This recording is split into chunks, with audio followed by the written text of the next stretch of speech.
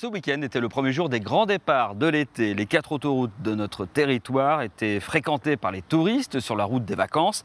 Sur les aires de repos, exploitants et gendarmerie étaient mobilisés pour rappeler les bonnes pratiques pour que le voyage se déroule en toute sécurité. Synonyme de départ en vacances, direction le sud et l'ouest pour beaucoup d'automobilistes, le premier week-end de chassé-croisé en Indre-et-Loire, c'est l'occasion pour la gendarmerie de faire de la prévention. Sur l'aire de la Longue Vue à Monet, les gendarmes mettent en garde contre les conduites à risque.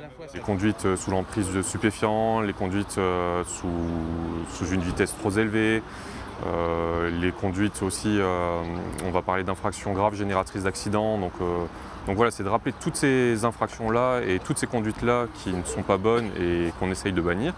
Et en plus aujourd'hui, on met le vernis vacances, c'est-à-dire qu'on va parler des surcharges, on va parler des temps de route à respecter, donc faire une pause toutes les 2 heures.